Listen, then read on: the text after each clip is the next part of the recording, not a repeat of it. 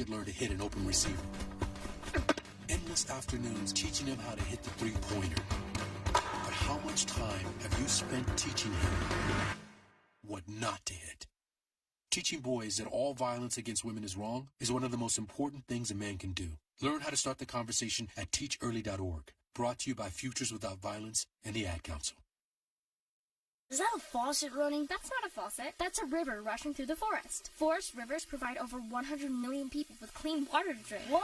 I can't hear you because of the vacuum. That's not a vacuum. That's the trees in the forest cleaning up the air we breathe. I didn't know the trees were so amazing. Yep, and the forest gives us shade, trees to climb. That's awesome. Let's go explore some more. Visit the forest today and enjoy all it does, just for you. To learn more about the forest and find one near you, go to discovertheforest.org. Brought to you by the U.S. Forest Service and the Ad Council.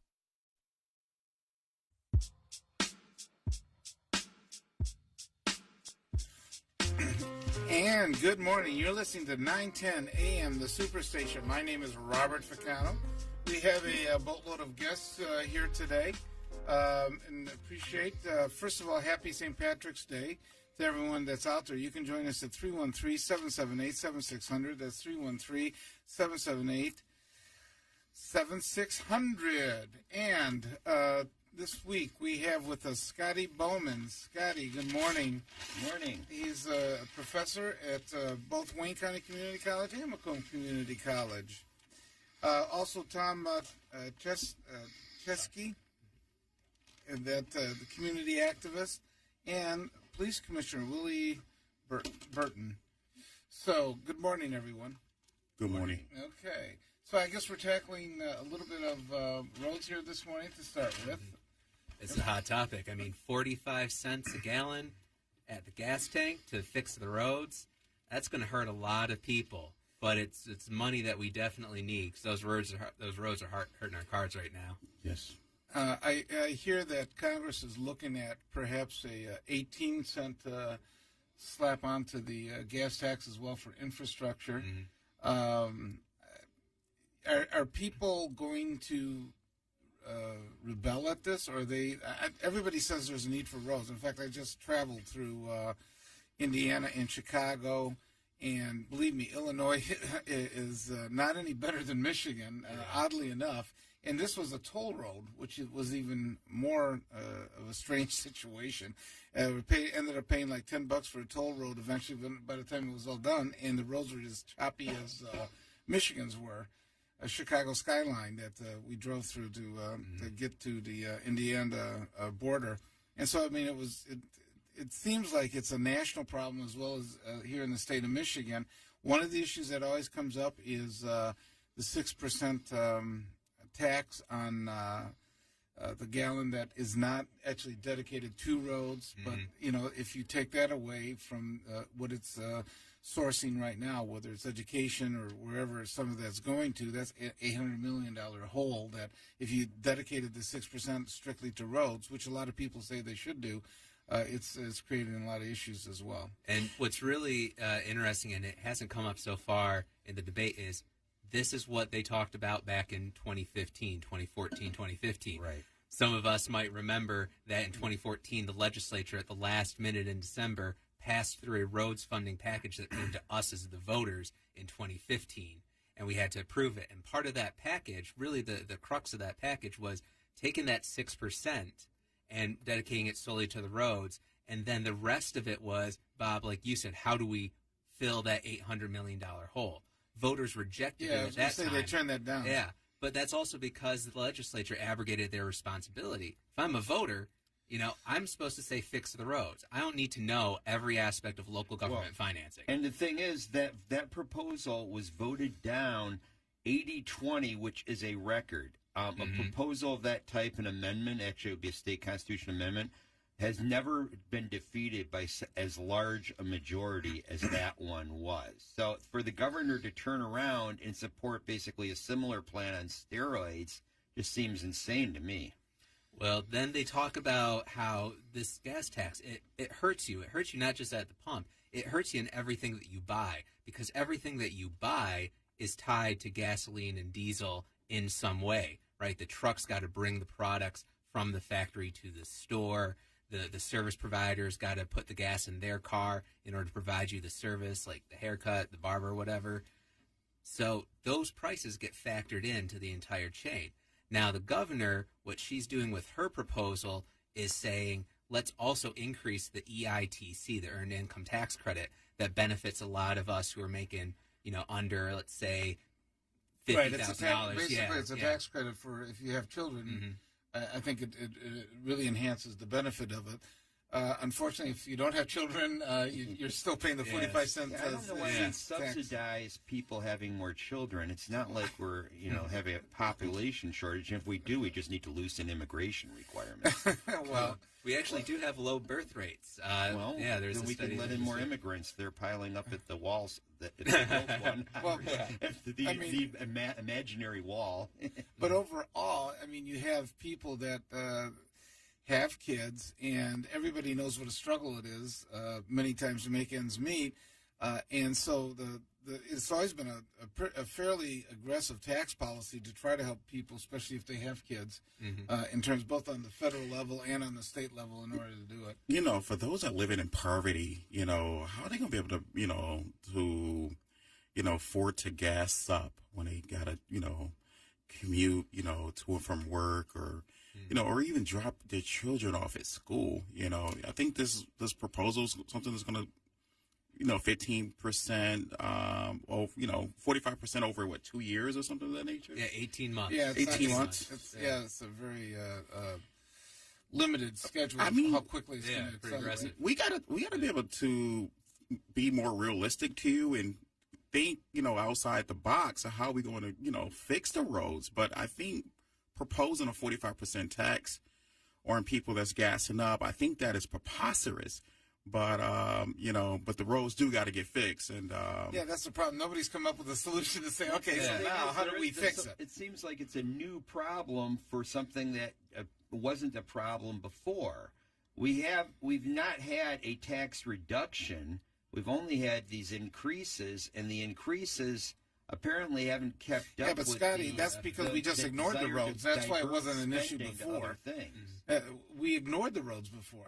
We have not been doing the maintenance and stuff other than you see them, just barely putting, they put some fill in some of the potholes and stuff. A couple guys shovel something in there. And then when it rains, it's gone. With the thing. But I think the other thing that people don't realize, the legislature, even though when the referendum initially in 2015 or whenever it got rejected, they did put in a legislation that has been increasing the gasoline tax. I think it's 7 cents a gallon has been going on. There's been 7 cents that's already gone on, and I think 7 cents is supposed to go on for the next couple of years. So the 45 cents is on top of what they already passed in 2015, which is another 7 cents each time that they do it. But so how do you pay for the roads though? She's saying, fine, everybody, if you don't like this, give me a proposal that works. And it's fascinating that the Republicans haven't really come out with anything yet. As the majority in the legislature. Well, there's the Lucido plan. There's the Lucido What's plan. Lucido's plan? The Lucido plan is there is a large fund, a catastrophic fund, some of which gets used, but the vast majority of which just is a whole bunch of money sitting there untapped. And they could still cover the catastrophic claims that are being covered currently with a fraction of that fund, and then you have a huge amount of the other money that's currently going into that fund instead could be spent on road repairs. Yeah, this is that money that you pay on your auto insurance to help the auto insurance companies cover those unlimited medical benefits, they call it the catastrophic right claims now fund. There's a huge surplus in that fund. And we don't have and you can't get access to it. The courts have ruled that the FOIA's Freedom of Information can't reach them, which is bizarre. Yeah, and we've never audited it either. And that's part of Pete's plan, and he's been proposing that for a while. But it hasn't gotten a lot of traction within the Republican Party either. Because the insurance companies have their hooks pretty well into the legislators, which is always one of the issues. There's a couple of folks who are talking about an income tax increase and switching us from what we have in the state of Michigan right now, which is a flat income 4% tax. or close to 4%. Yeah, 4.2, something like that. Yeah. And moving us to something like we have at the federal level, where it varies, the percentage varies based off your income. Okay, see, here's the issue that's going to eventually rise up in all of this, and people have to become aware of it.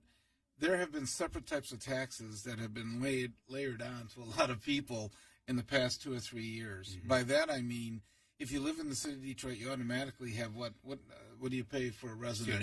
2.5%, right? If you work, I think it's a 0.5%, or at least to be at that point. Also, if there's been special taxes for the zoo, special taxes for the Museum of the Cultural Arts and things like that. So, you keep piling that up, and eventually what's going to happen is people are going to say, I've had enough. I'm not going to vote for anymore for that to happen. And that's the danger you run. Now, there's been a lot of discussion. They say you got to levy a tax for the public transportation, right? Yeah. If you pass this 45 cents a gallon tax on just for the roads, I don't think you're going to see people with a real appetite to go after and say let's tax some more for public transportation at this point. Well, I look at the governor is making her rounds talking about this gas tax, but I mean, I don't see any traders is going to be standing with this, being supportive. And I would love to see what the Detroit leadership that's representing the people in Detroit, up in Lansing, how they feel about this 45% tax. Right now, it seems like people are quiet. Yeah, I think, well, first of all, we don't know if it's part of the negotiation. She starts at 45 cents, and then she works down with the legislators and comes up with a compromise. She's had a lot of experience in the legislature, so maybe this is way of her, starting the discussion and saying, okay, come up with a better plan. If it gets 10 cents, 15 cents, or something like that, that might be what ultimately the goal. Okay, we have some callers on the line here. Jackie, you're on with the panel.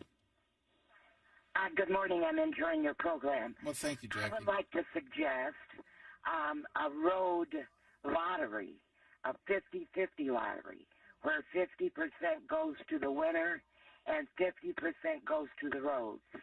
Thank you for your time. Okay, thanks, Jackie. What do you think of that proposal, 50-50? That's pretty interesting, because currently our laws that allow us to do a lottery say that money goes to pay for our schools.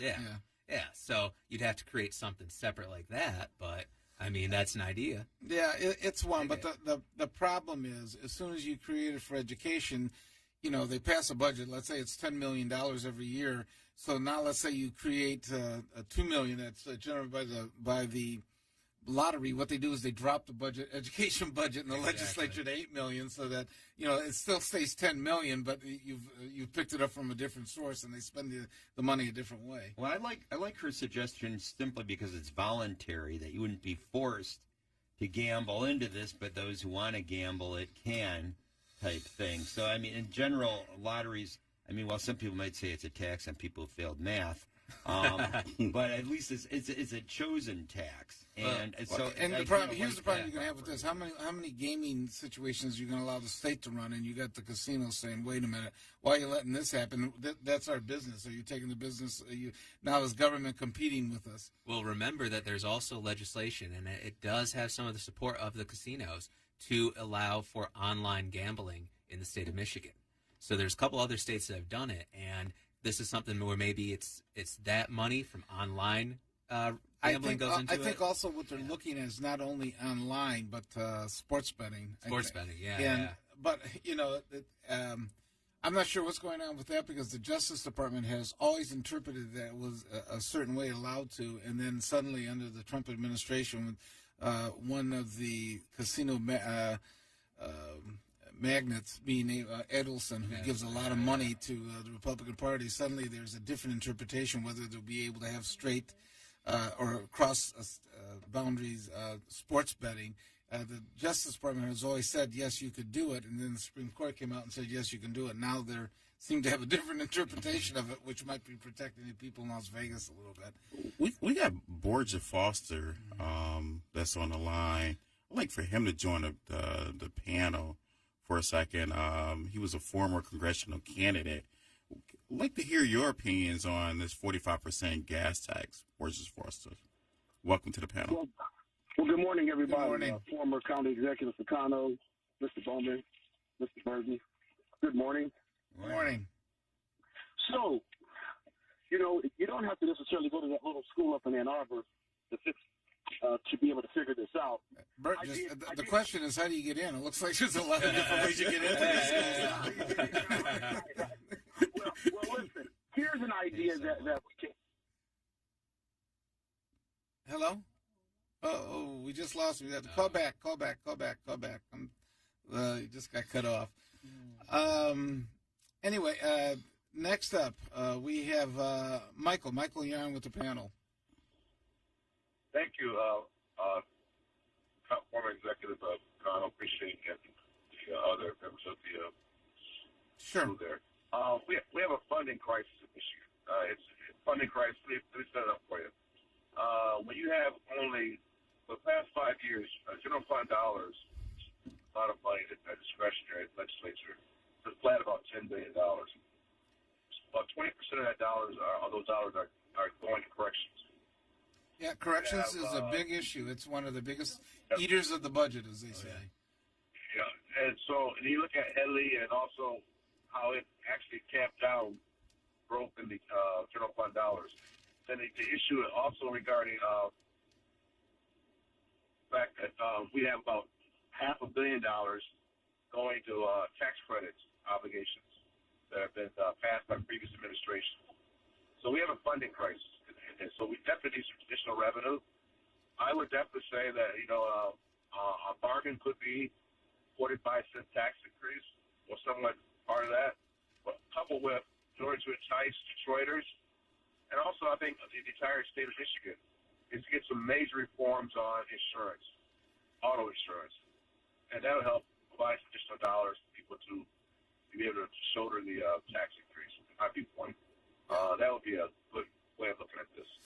But, Michael, one of the issues that comes up all the time is that so much of the Michigan budget is preordained to where it's going to be spent because it's matching. Like, for example, Medicare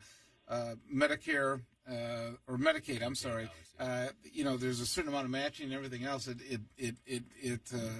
just, you don't have any discretion. You gotta, if you have that program, you're going to have to spend it towards that. Department of Education has a large chunk of the budget that, and everybody agrees that education is really important. And in fact, if you listen, a lot of people are saying that Michigan's behind on education and that there should be more of a commitment of resources that goes with it. And you're absolutely right. The interesting one is the Department of Corrections. It is a large consumer of the budget in what it does. And that you can make changes in. That you can do different things in how you treat people. There's such a large, a lot of it is left over for some of the drug laws that had very lengthy sentences to them. Now you have healthcare and stuff in the corrections that, because they're older, the same issues that people face on the outside. That when you get older, you get in your 50s and 60s and stuff like that. We got marijuana legalization, which seems like would cut down on some of your correction expenses, and that's yet another product being taxed that was not previously taxed. They're looking at trying to reform that because the legislature actually sort of slept on that, so they eliminated some of the taxes, or they limited it very much compared to other states. If you look at how marijuana is taxed in Colorado, California, and some of those locations, it's a much larger percentage that they tax it at. I think the referendum that was passed for recreational this past time had like a 3% tax on it or something, which is very low for compared to what other states do. I think it was something like 10% maybe, but it was chopped about 15 different ways. Yeah. It's very low. So. One more comment, if I could, is that the appropriation process has also been hijacked. When you look at the fact that most Michigan residents believe that the lottery was actually designed to take your education, they don't realize that in the legislative process, yes, the lottery did provide almost $1 billion to education, to schools. At the same time, the legislature has saw fit to reduce the amount of money in the school aid fund to exchange for the lottery money. Yeah, it's a shell game. No matter how much they take in on the lottery, they take it out on the back end when they fund the education department or education programs. So we need to have dedicated dollars that are in law that cannot be screwed with by future legislatures. This has caused a problem in our state, no question about it. Yeah, the problem, Michael, is constitutionally, it's the courts have pretty well held that you can't bind future legislatures by by past ones. Okay. That's why many times they ignore what they've passed and they go ahead and they do something different in the new ones. The courts have upheld that you can do that. So we got to go to break. Thanks for calling, Michael. We appreciate it. Thank you. Mr. Foster, Jim, Leonard, hold on. We're going to get to you right after the break. You're listening 910 AM, the Superstation. You can reach us at 313-778-7600. Things that we go through, I'm gonna take more time with you and be a friend to me. 40 million. That's the number of free phones still available and the number of how many Americans can still get prescriptions free. Free could be wonderful. That's why I'm still working at 77 years old to pay off my prescriptions. I needed to have a prescription filled and I had to leave because I couldn't afford it. Call now and see what's available for you. Free prescriptions. Over 10 million people get prescriptions free, and the program has expanded, so another 40 million can. Free dental. Over 15,000 dentists have provided over $330 million in free dental work. Free cell phones. 40 million free cell phones are still available with free minutes and more. Free cell phone would change my life right now because it is something I cannot afford to get. Medical supplies like back braces, knee braces, and diabetic supplies may be covered too. The free RX Plus hotline has saved callers over $12 million on their prescription costs. These free programs are now available to 40 million more people. Call now. The day you lose your strength is the day you lose your independence. Muscle is lost with age, affecting your energy, balance, and mobility. Before you know it, you're depending on others just to get through the day. But you can't reverse and prevent muscle loss. Introducing MyoHealth, a revolutionary proven approach to increased muscle strength and function in as little as 30 days. Live life on your terms with more energy and confidence. After a serious health issue put me down, MyoHealth's getting me back up again. I'm doing activities that I haven't done for a long time. It really works. MyoHealth is a safe, natural dietary supplement, the result of decades of research and 24 human clinical studies. You can live stronger at any age with greater strength, mobility, balance, and energy. Call or go online now and take the MyoHealth 30-Day Strength Challenge. Good morning. You're listening 910 AM, the Superstation. My name is Robert Ficano. You can reach us at 313-778-7600. We have Willie Burton, police commissioner, with us, as well as our local Libertarian here, Scotty Boman, and with Tom Choske. Choske. I never get that right. Choske. Okay. Community. No, we got to get it right. Activist. Okay. Plus, if I could read Willie's handwriting, it would make it easier for me. That's okay. Okay, we Burgess Foster's back on with us here. Burgess, you're back on. You were starting to talk to us. Before we go to Burgess, Bob, how do I get into U of M? We can put you on an athletic scholarship for the football We don't team. want you to get to U of M. We want you to get to MSU, okay? Yeah, that's true. Well, yeah, we'll see that 3:30 who's going to reign again here with it. Burgess, go ahead. Yeah, you could always go to a community college first, work real hard, and transfer in. You got two of us that teach at one. Yeah, that's right, Wayne County Community College. Hey, President Obama got into Columbia by transferring from Occidental. But nonetheless, let's talk about a creative idea about how to get these roads done. So one thing that comes to mind when I think about the potholes and all of the damage that's done on our roads is that the contractors who do the shoddy work for us, they're no better than defense contractors, former county executive, and Willie Burton and Mr. Boman, who overcharge us. Think about the new Joint Strike Fighter that was supposed to come in at $150 billion, but went up to $400 billion. That's 40% of $1 trillion, a $250 billion overrun. Are you kidding me? Somebody has to talk to these contractors about cost overruns that end up, basically, we end up eating as citizens of this great state of ours. Now, we could talk about creative ways to tax casinos and tax marijuana, tax cigarettes, tax alcohol, but in that mix, I I think we need to be talking to these folks who are doing shoddy work with shoddy materials and overcharging us. And because folks are they make strange bedfellows, these contractors and some legislators, if you know what I mean. They make strange bedfellows. Then we need to talk to them about these cost overruns to begin with.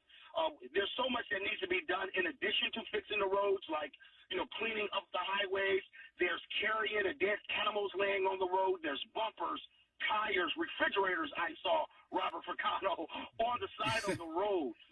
We need to do something. Our tax dollars, we need to get value for that. And one way we do that is talk to the contractors about what they're doing. And then we need to do a better job as legislators and whatnot of just adding basic services like cleaning up dead animals off the road and cleaning up these bumpers, whether we utilize, as a former county executive, whether we utilize prisoners at the county jail for cleaning up debris on the side of the roads. We need to think out of the box. What do you guys say? How would you feel about getting rid of cost overruns? In other words, a deal is a deal, and if they're not willing to do it for the price that they bid for, it automatically goes to the next bidder. So that absolutely, Robert Ficano. That's a smart idea. Yeah, you can do that. Here's one of the issues you always run into. Many times the bidders are done through a shell company, and so if they bid for it, and let's even say that you go back and you sue them because of the shoddy work, they go into bankruptcy, which is one of the difficult things to monitor sometimes on what they're doing. So we can put people like that, those companies like that, on a do not do business list. Folks are looking to stand in line to get in line to do business with the state of Michigan because they know, like California or Illinois or anywhere else that needs roads to be improved and fixed, infrastructure, that's big business. And they want to do business with us. So if it's a shell company or a company that doesn't have good business ethics, then we need to be more sterner with them. We need to actually show the people that we'll fight for their tax dollars and not let cost overruns go. This is the part of the problem what happened with the city of Detroit over 20 years ago. When I ran for city council, I looked at the interesting fact, county executive, that 25% of the debt that we had, our debt service, came from cost overruns on contracts. One of the issues we ran into, believe it or not, with the trying to build a new jail was contractors came to us after we had the set price, and they came to us and said, well, it's government. You always pay for overruns. I said, no, and we started to sue them, which politically probably would have been easier to just say cover the cost overruns because politically it costs a lot. But, that actually what's going on now is because we actually sued the contractors originally when they said the price was going to be over a certain amount. That doesn't get publicized as much, but I mean, that's actually what was part of the linchpin that started to happen. So let me say this lastly as a capstone. I'm in an international competition with a company called with Axel Nobel. They're a painting and coatings company. They do the striping for the roads through their deluxe brand. They do the yellow lines and the white lines and things like that. I just wanted to apprise your listeners that a new technology is coming out that you may be hearing about. It's called road striping system, a light striping system, where you paint the roads with a new type of paint that actually emit light. So imagine driving on the highway at nighttime, and the highway looks like a runway. It's just lit up. The paint. I've seen that in other states too, but they also put those things that pop up out of the road that like are reflectors as well. No. We're not talking about reflectors. We're not talking about that. This is something called bioluminescence. So that's going to be for the roads of the future. But right now, like you said, former county executive Ficano, we need to do something about these contractors and these cost overruns. Not one person in the legislature. Isn't it interesting, everyone, that nobody has said anything about the darn contractors?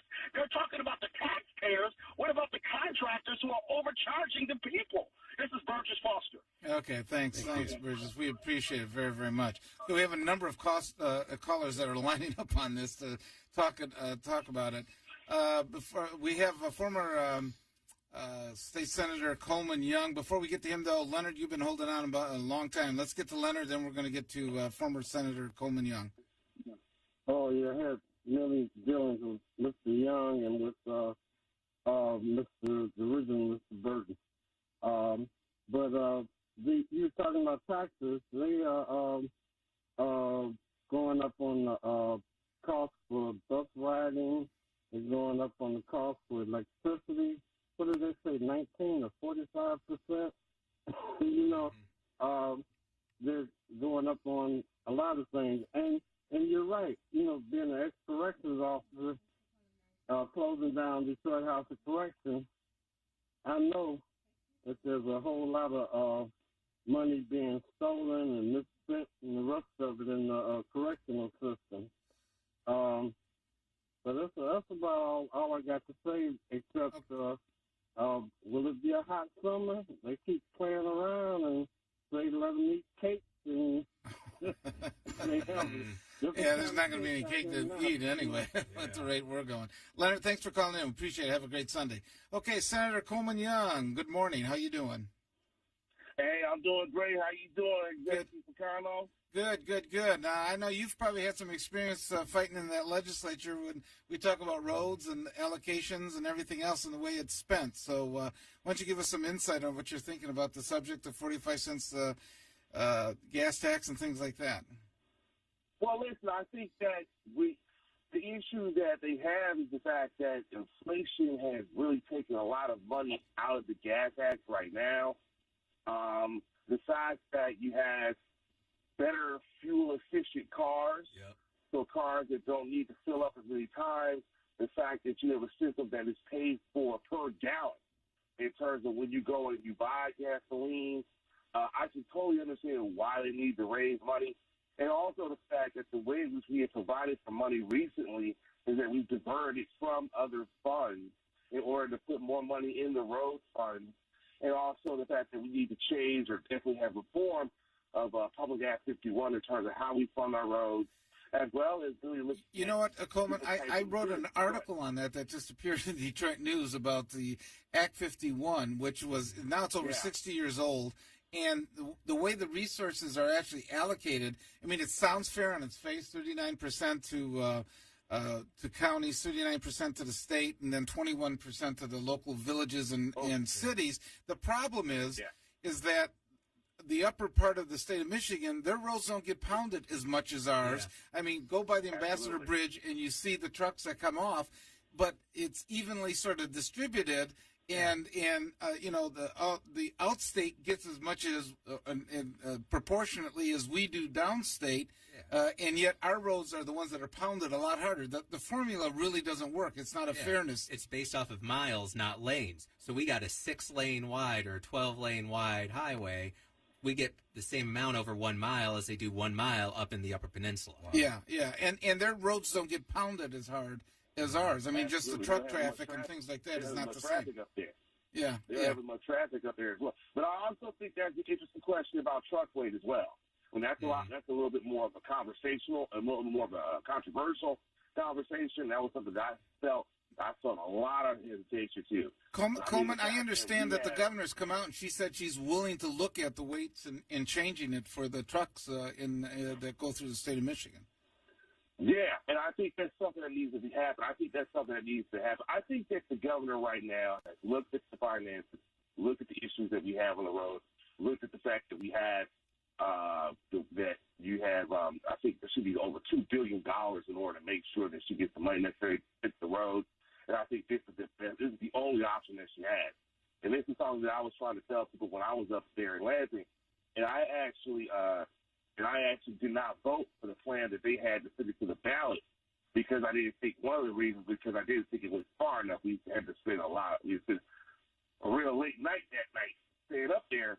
But I knew that this was something that had to be done by legislators. It had to be done by lawmakers. And so I think that she's taking the reign. I'm not saying that it's not going to be a lot of pain here. I understand people not being excited about pain. It's one of the most regressive taxes that you can impose.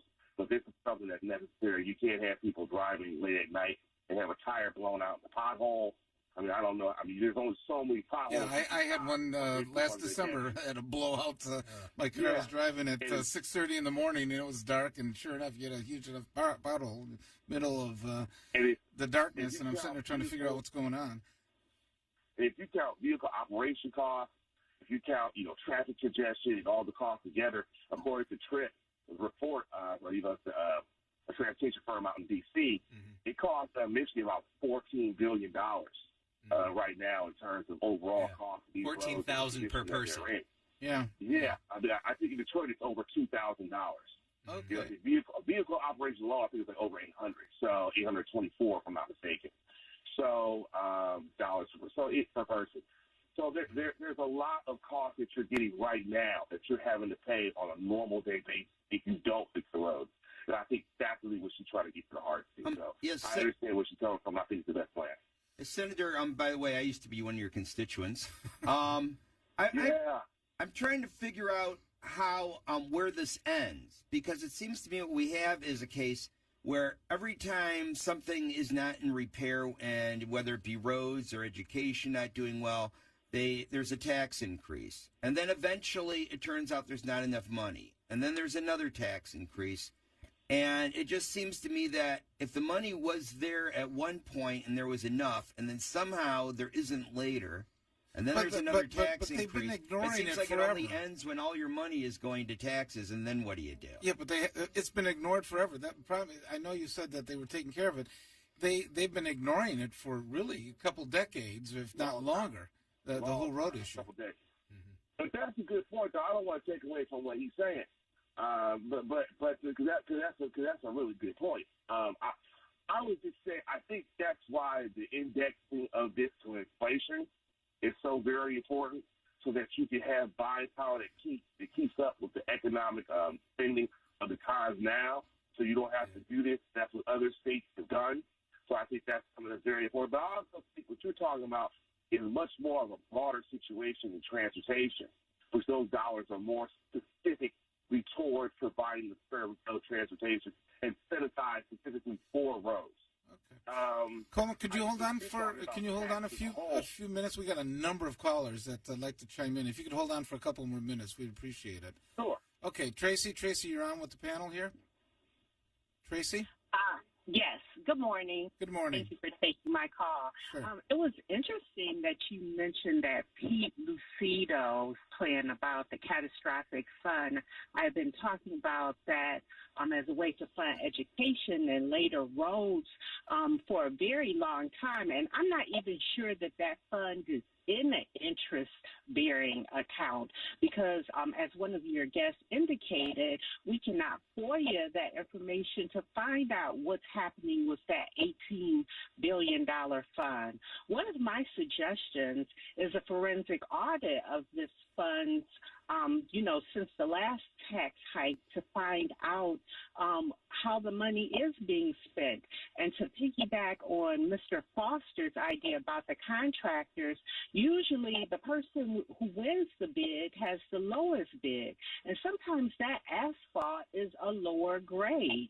However, in the last tax hike, they had a pilot program in which they basically use sand and gravel up to 36 inches to resist frost, up from 24 inches that was supposed to last for a 20-year road. So this pilot program is supposed to, end in 30 years, which I think is too long to do that type of research. But when I look at the Davison Freeway and see how well it was renovated, I think it can be done. But we might need to look at the bidding process, because if you're asking me to bid, and I know I can only bid by giving you the cheapest price, then that's going to cut into the materials, as opposed to saying we want you, the winner of the bid, to renovate roads that will last up to a certain amount of years. Otherwise, it's up to you to come back and fix the potholes at no additional cost, that sort of thing. Yeah, they call it the more complete bid versus the cheapest like bid. It includes some kind of warranty in that bid. Yeah, they're supposed to. Thank you. But Tracy, thanks for calling in. But like what Tracy says, the problems you run into is these companies go bankrupt, and so you have a judgment against nothing. And they use these shell companies and things like that many times, the way that they're built in areas such as that. Okay, Steve, you're on with the panel. It's funny how we can find the welfare queens, but we can't find contractors. See, nobody has the ability or have the courage, like Pete Lucido said. Let's look at the catastrophic fund. What politician will have the courage to open up the books, to pass legislation to open up the books to look at it? Let me give you some anomalies, gentlemen. An anomaly is when I drive from Detroit to Lansing and I don't see any way stations open. An anomaly, gentlemen, is that the poor people of Detroit tax themselves $2 billion for school improvements, but we can't find $2 billion for school improvements. An anomaly, gentlemen, is how do you get potholes on side streets? See, the thing of it is nobody has – the politicians lack the will, the fight, and the courage to fight amongst the people. They'd rather just tax the people. You could take a monkey, blindfolded, and have it throw a dart, and it can come up with the answer on tax the people. The wheel it's got to stop. And I'm going to tell you, the people are brewing. And it's just going to take one thing to set the people off. And we're back in the conditions of 1967. The only thing that's missing from 1967 and 2019 is a raid on the blind pig, because the people can't keep bearing these costs. You've got the tax increase of January 2011 through Rick Snyder, $1.8 billion. Reverse those corporate taxes. Cease and desist all tax abatements. Stop corporate welfare. You got people now have to work for Medicaid. How does that happen? Why does you got your pensions being taxed? The thing of it is, gentlemen, we have to have will, fight, and courage from the politicians, from the political leaders, and the clergy. Because right now, you can't keep balancing the mistakes of the rich on the backs of the poor, because that is the very definition of austerity. You look at what they're doing in France. It's just amazing that nobody, especially in Detroit, is in the streets like they are in France. And I know you're afraid of that, you're scared of that, you don't like to hear talk of that, but it's very – Gandhi said it best. The worst form of violence is poverty, and that's what you're doing. When you keep increasing the cost, but yet our wages rival that of the 1970s. What are you doing, gentlemen? Burgess had it exactly right. If you got a contract that's doing shoddy work, who cares, Ficano, if they file bankruptcy? You chase them down just like you chase down the welfare cheats. You know, it's great that we having this conversation here on the Robert Ficano show. You know, and you know, it was Bob's idea. He was like, you know, we need to talk more about, you know, the issues that matter most to the people. And right now, this 45% gas tax is, you know, it's definitely got the pulse of the people. You know, as far as like, you know, can I afford it? Could we afford it? Senator Young. Speaking? What's your name? Who's speaking? Commissioner Willie Burton. Okay, Willie Burton. It got the people's attention, is what I'm trying to say. Let me give you a last example. But Detroiters won't be able to afford it. Go ahead. Exactly right. With the higher cost of uninsured, you know, Detroit is very expensive to live. We talk about New York, Seattle, and San Francisco, but nobody talks about Detroit because it's the most impoverished urban city in the country. Now listen to this: we passed a 45-cent gas tax, right? Now Trump wants to pass another federal gas tax, right? Yeah, we were talking about that. 18 cents on each gallon. Let me get this out. Let me get this out. And now you got OPEC raising the price of per barrel of gas or oil. So can you imagine we go into the 2020 election? We got all these gas taxes going around, and now OPEC can play roughshod with our election by doing what? You're saying by raising the prices, but one of the issues though, Steve, is that good or bad, fracking has really cut into a lot of the OPEC profits, and I think right now, if fracking continues on, I think the United States now is the biggest exporter of oil, believe it or not, in the world versus the Middle East. You're absolutely right. But what we don't want, I don't know if you want to go into fracking because that's another hour show. Because what fracking is going to do to the environment. Do you know Oklahoma now has more earthquakes than California? Mm-hmm. Okay. Yeah. Wow. Okay. Coleman, you wanted to say something on this? Coleman? It hits those tectonic plates when you frack. It hits those tectonic plates. And it is also a question about climate change and taking care of the planet as well, which also leads to a lot of other issues that we have. That's just why I think we need energy choice, particularly in this country as well. So, I mean, what he said, if I can just say something really quickly about the Michigan Cash Claims Association, right now that is not open to the public. So I see. You're talking about the catastrophic fund, right? The Cash Claims Fund is not subject to the Open Meetings Act. So it's right about not being able to have FOIA. We've been fighting for that for years. I know I've introduced legislation as part of part of the overall package that passed when I was in the House when we were the majority in 2007. It just didn't go anywhere. We controlled the House, we just didn't control the Senate. So we passed out of the House, didn't go anywhere in the Senate. But that's something that's very important. I think if you're going to start taking money out of the catastrophic fund, you need to be able to have a source of revenue and actually going to fill that, replace that money back. One, because you have a lot of people who rely on that based on when they get into a catastrophic car accident. But also, secondly, if they continue to start going down that trend, that's going to be an overall trend. If they're going to start taking money out of that fund and using it to replace it with money for the gasoline fund, they're going to continue to keep depleting money out of that fund till there is none left. That's just the way it works. I guess one of the questions is, Coleman, how did it accumulate so much? If you conservatively invest $22 billion at a conservative, very conservative 1%, that's $220 million. So we can't talk about depleting the funds when the funds don't even kick in until you reach $550,000. That's not how that works.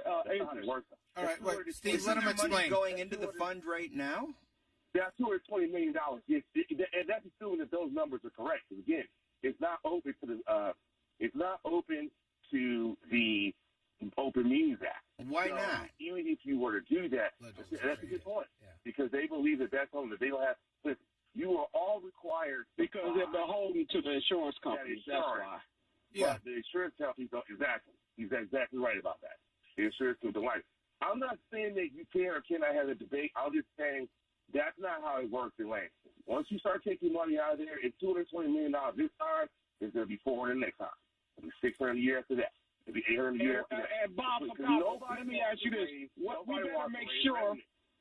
We got to make sure where the marijuana money goes, because if Detroit has a large bastion of marijuana retail shops, then we need to get the large bastion of marijuana money, just like the lottery. We pay more lottery per capita than anybody, but they spread it across all. Well, they did the same thing when we remodeled Cobo Hall, and then now it's the new name, Chemical Bank. The only way we could get it through the legislature to back the bonds to remodel it is that some of our liquor tax that we spend, good or bad, we spend, the taxes generated mostly out of this area, especially southeastern Michigan. Yeah. It had to be spread throughout the state. They get a portion of it. And that's the only way that the legislature was going to vote to allow that to happen, for us to even, improve our own convention center. So, a question for Coleman. Coleman. Let me leave you. One at a time. Go ahead. One last point. Let me ask you this. Let me ask you, gentlemen, this, and I'll hang up. How many authorities do Detroiters sit on outside of Detroit? That's a good question. I don't know. I have no idea. The answer is zero. But all the outside counties sit on our boards. They've taken all of our answers. Detroiters can't take this anymore. Again, gentlemen, I want you to hear me. We are at the conditions of 1967. It's just no range on a blind pig. And the fact that we can watch Netflix 24 hours, we can go into virtual reality rooms, play PlayStation games all 24 hours. We're being distracted, but the people are suffering in Detroit. Peace. Okay, Steve, thanks so much. Coleman, you wanted to respond to some of that. Go ahead. Yeah, I just wanted to say something. When he was talking about the marijuana shop, they have said that the Governor Whitmer says there is not enough revenue from the marijuana shop. There's not enough revenue for pot to be able to fix the potholes. Let's also remember, in terms of the state of Detroit, that we went from having 288 marijuana shops to now having operating legally right now, about 75 that are in the city of Detroit, or 65, excuse me, in the city of Detroit right now. So, and let's also remember, we tax at a much lower rate, which I think is a good thing. We tax for right now for starting out at a much lower rate in this state, according to the proposal that passed, proposal one that passed. They reduced it down compared to like Colorado, California, and the rest of them. Revenue, right? So we're not going to generate that same revenue right away. I think over time, if people start coming to Michigan, as we get our regulatory climate together for legalized marijuana, for adult use, recreational use marijuana, I think that those numbers will change. I think we start to look at that in terms of roads.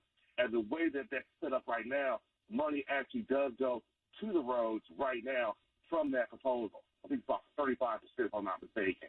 So the way that it's set up, it does go to the roads right now currently, but we can't rely on that money in this juncture. I think over time that money will grow, and we can rely more on it because of the business climate and the way things are. But I think right now, I think that those revenues are not big enough in order to fix the problems that we have with our infrastructure. Okay, Senator, can you hold on for 1 second? We got some callers here who've been hanging on a long time. Ken, you're on with the panel? Sure. Ken. Hi. Hi. Good morning. Good morning.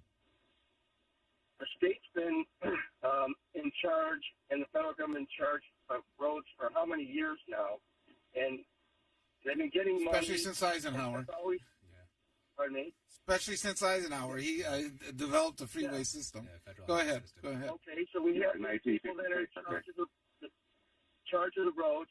There should be some people there that know exactly how these roads are constructed, and why is it always the lowest bidder? Doesn't anybody understand how contracting works? You read the contract, you see what the contract is putting in there, and from there, you make that decision. You know, contractors do what you want them to do. If you go and you tell them you want cheap stuff because you don't want to pay for it, you're going to get cheap stuff. You're going to get a small base, and you're going to put some type of material on top that's going to break down. It's just common sense. And if you keep on going to these contractors you never heard of, and you're worried about them failing, well, that's what you're going to get. This is common sense. There's nothing magical about this. This is not hard stuff. For some reason, it's becoming more and more complicated, and it shouldn't be. Well, Ken, what is supposed to happen on the roads is that each department, what's supposed to happen, MDOT, the counties, they have engineers, and in theory, what they're supposed to do is that after every type of construction level, I mean, they start at the base, they come out, they inspect it, and see if it meets the mandates of how it's supposed to be constructed, including what materials are used in that. And it seems like even with the inspections, that the deterioration occurs much quicker than what all the contracts call for. And there's a lot of talk about are those mandates even too lax? Yeah. Right. Yeah. Hold on. When you get a contract, the contractor always tells you what materials he's going to use. It's not about an inspector coming and checking on it.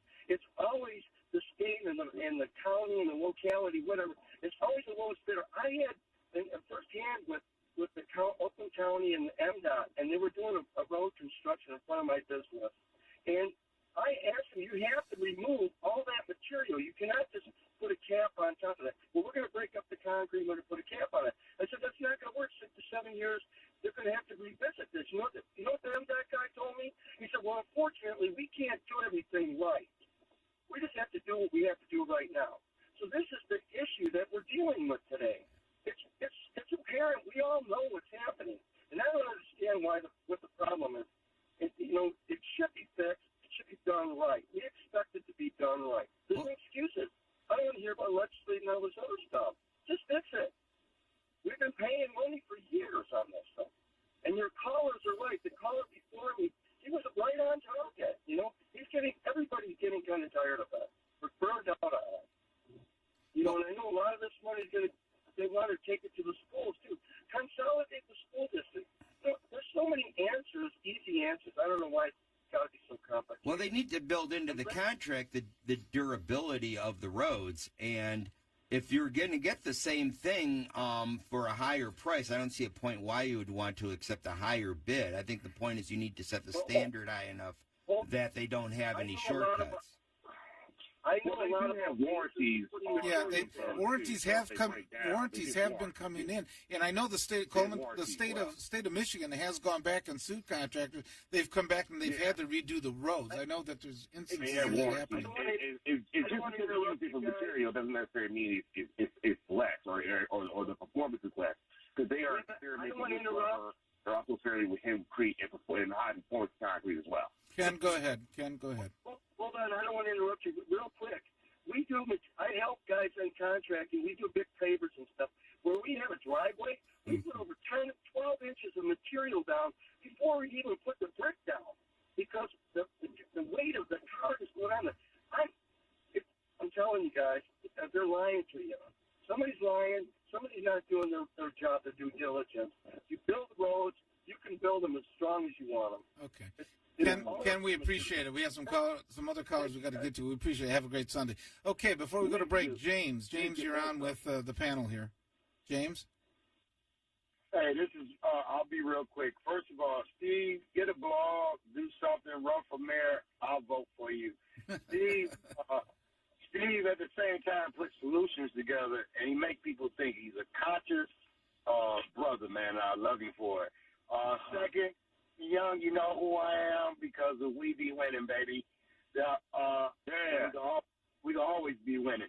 I'm dedicated to this city, and I'm going to always be dedicated to the city. What we need to do, thirdly and last, is look at this video. I can't tell you what city it's in, but you could Google it's a substance that they use and they make, and the roads, the city, the streets, everything, they do it one time, and I think it lasts 30 or 40 years. We need to look into that. No one's talking about James, you could go over to Germany where their roads do not deteriorate. I mean, there's a system that they put in that really keeps it for years, decades. Hey, Bob, and what about this? Everybody ever understood? Let's say if we went from here to Ohio, those highway roads never mess up. They got substance, like Ken just said. You can tell Ken knows what he's talking about, and I know you're going to go to break. Ken knows what he's talking about because if you hire somebody to do something, they will tell you. You're going to, one, get what you pay for it. There's a weight difference that car, whatever's going on, and there's so many different aspects of things that got to go on there. But while we be winning, I'm telling you, they need to look into the video, stop playing the games. And Ken, by the way, it's called stealing. That's what they're doing. Steve, run from there. We be winning, baby. James, thanks. We're about to go to break. Coleman, we want to thank you very much, former Senator Coleman Young, coming on. I know you have some expertise in the whole matter and some of the fights that you've had in the legislature. Appreciate it. You have a great Sunday, okay, Coleman? Hey, thank you. Thank you, Becky. Thank you, Mr. Burton. Thank you, Mr. Neal. We appreciate you guys. Thank you, Coleman. Thank you. We are going to break. You can reach us at 313-778-7600. You listen to 910 AM, the Superstation.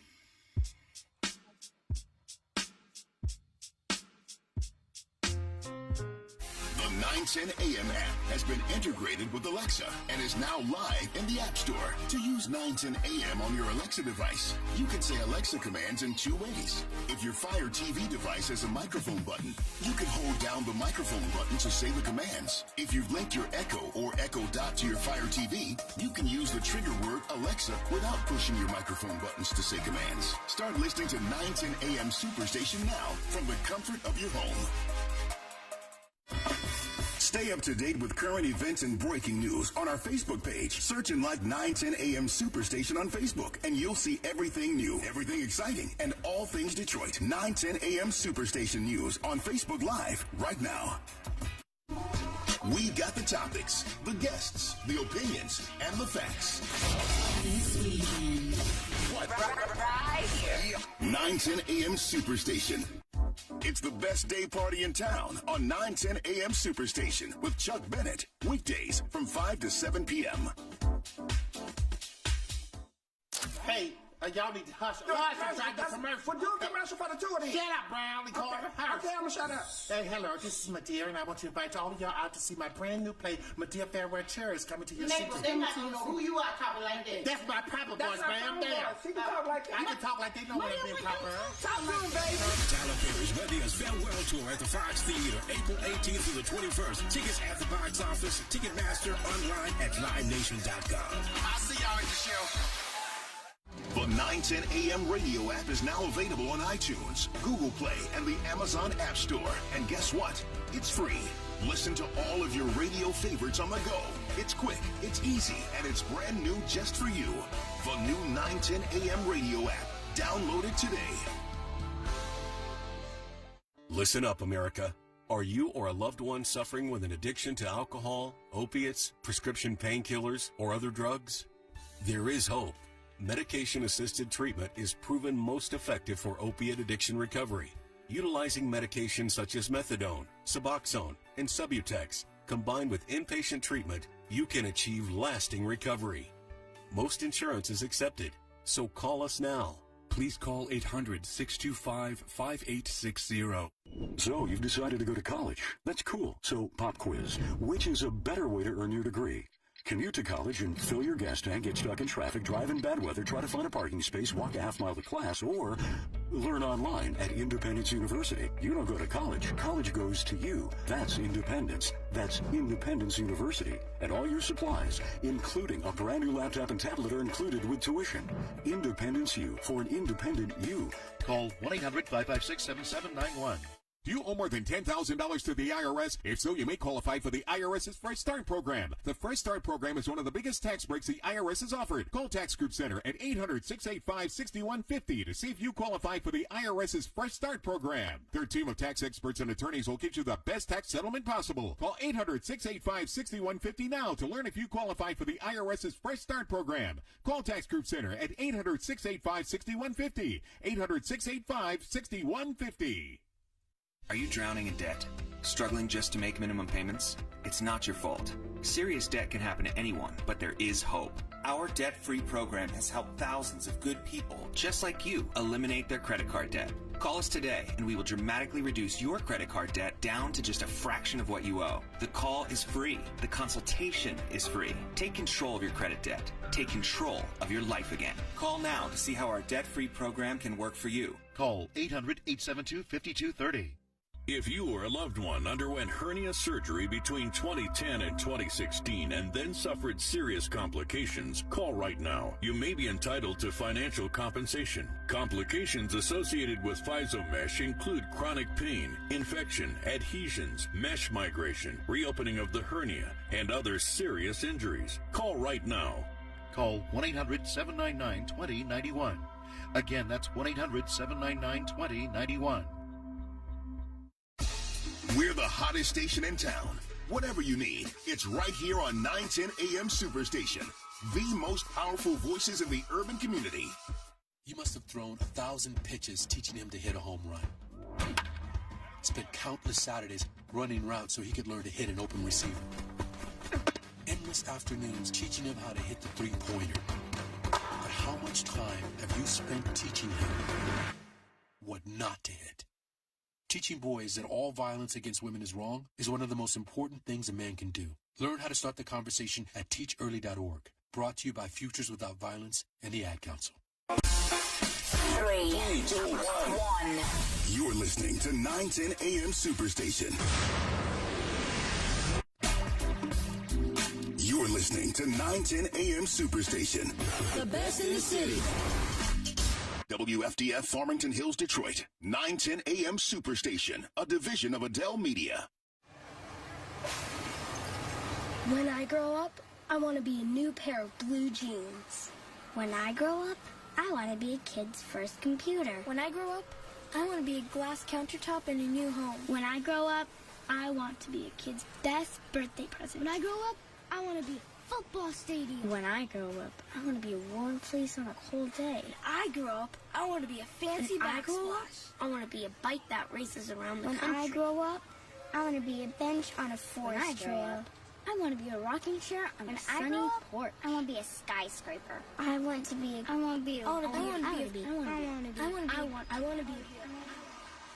When I grow up, I don't want to be a piece of garbage.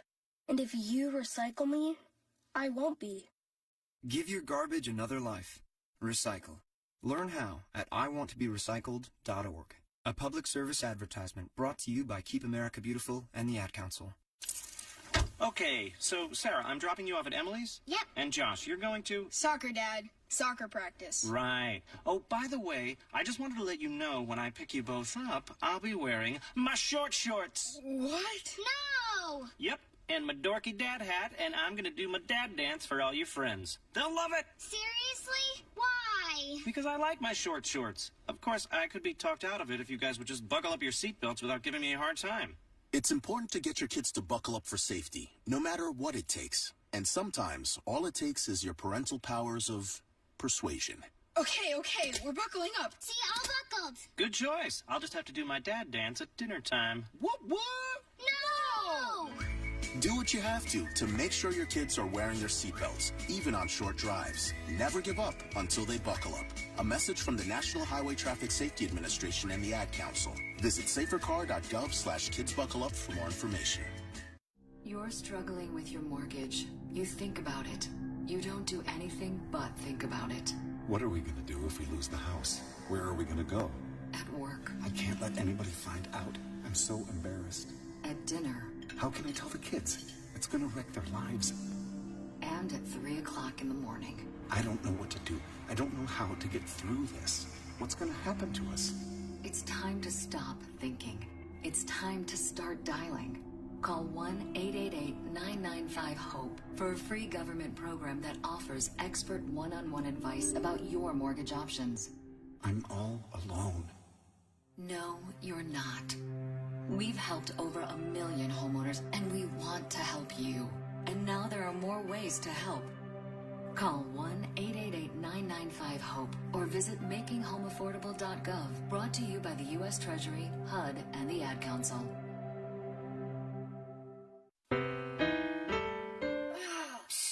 Steven. Who said that? Me, down here. What are you, a yellow booger? I'm a banana slug, Steven. Well, what are you doing in my room? I'm your sense of adventure. Don't you remember me? Don't you know that we miss you? Miss me? Who misses me? You know, all your friends in the forest. The trees, the pond, that little fort that you made out of branches. We all miss you. Mom took me to the forest last year. I'm a slug, Steven. It took me a long time to get here. Oh, I guess that makes sense. The forest is not that far away. Have an adventure today. I'm sure your mom would take you. You're right. I should get out. I want to have fun. Play in puddles, catch frogs, and climb trees. Hey, Mom! Yeah, hon? Steven, what is that in your hand? It's my sense of adventure, Mom. It's telling me we need to get out of the house and have some fun in nature today. Come to the forest where the more adventurous you lives. Check out discovertheforest.org for cool places nearby. Brought to you by the U.S. Forest Service and the Ad Council. And good morning. You're listening to 910 AM, the Superstation. And you can reach us at 313-778-7600. My name's Robert Ficano. We have a number of people that have been helping us out here this morning. Police Commissioner Willie Burton. Hey, I'm the People's Commissioner, and it's always good to be on a Robert Ficano show, y'all. Okay, thanks, Willie. Also, Scotty Boman, our residential Libertarian. He's fighting all the taxes on everything. Yep. Free minds and free to spend your money the way you want. Oh, okay. Say it again. Tom Choske, who is a community activist as well. And on the line, one of the areas now that we're switching a little bit of gears, and if you want to call us on the taxes, you can go ahead and do it. But one of the things that has been really getting a lot of attention has been the Detroit Police Department, as Commissioner Burton can tell you. And one of the issues that has come up is not only about the green light, also about the 6th Precinct and some other things that have been in the news, especially this week. And joining us is Eric Williams, who is a board member of the ACLU here in the Detroit area. And Eric, we want to welcome you back to the show. Hey, good morning. Good morning. Good morning.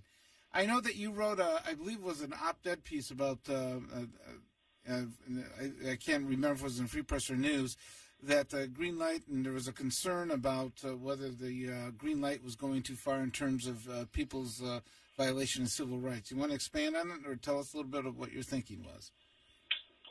Sure. So our country is always trying to balance civil liberties with other interests, right? Whether you're talking about privacy or anything else. So when you do that, you do a cost-benefit analysis. What are you benefiting from? What are you getting from this? And what are you giving up? And in the case of green light, it's not clear that we're getting anything at all. And it's very clear that we are allowing our government the ability to intrude on our lives in a way that in most instances we find completely unacceptable. So the notion that the government is able to follow someone around the city using facial recognition technology or even their license plate without having to demonstrate to a judge or anyone else that they have probable cause for doing so, with very little oversight, very little in the way of rules, is a little frightening, and it's something that we ought to check. And at the very least, we should demand that there be evidence that we're exchanging our liberty for some tangible, demonstrable safety. And to this point, the city simply hasn't provided any. They haven't given us any evidence that Project Greenlight in fact works. So why are they pushing it and possibly infringing on our civil liberties? Well, a lot of people have pointed to situations where there's a carjacking or something that starts to occur within a gas station. And then at that point, they're able to readily identify, at least you get a lead on people that, were actually participating in the crime and what they were doing. And so people have pointed to that and say, well, it deters crime because people are not sure that they're going to be identified as soon as it happens in the process. Well, and currently, too, the debate is that we have 500 locations. The mayor just brought up in the State of the City, we have 500 green light locations in the city of Detroit, and the goal is to get that to 1,000. Plus, they want to integrate, the DPD and City of Detroit want to integrate our traffic cameras with the green light system. So that's where the concern comes in, that we've not only got these green light locations, but we're combining it with all these cameras all throughout the city. 1,000 business locations plus your traffic cameras. So you're creating this net of potential constant surveillance. When Detroiters, have is the amount of crime that are taking place in the city of Detroit, and they're looking for, some type of magical solution. I mean, hey, I commend Chief Craig for thinking outside the box on creating the Project Greenlight. I mean, it started off with six or eight locations, and right now we're at 500. Now the question is, where do we go from here? Should we go to 1,000 Greenlight locations? But Greenlight has been a tool that Detroit Police Department has been using to help combat crime from taking place. I think, Eric, if I remember from the article, you raised whether there are any protocols actually of how they actually monitor what goes on through the green light system. Is that correct? Right. So, but first, let me challenge. I'm Commissioner Burton. We actually know each other, and so I like Commissioner Burton, but I want to challenge you on this, and that is simply. You say that it's been effective. There's no evidence of that. I mean, Chief Craig has actually admitted as much himself and said that they were going to get Michigan State to actually do a study sometime this year, but that hasn't been done. So there really is no evidence yet that it works. Well, on top of that, there are literally no procedures or policies in place that govern how the data or access to the cameras from Project Greenlight is governed. We can have Michigan State Police, the FBI, ICE, Homeland Security can all tune in, basically, and monitor Project Greenlight cameras in a way that I think really should make people uncomfortable. Do people actually think that, every community in Detroit is going to be surveilled the same? And there are no procedures in place to prevent this.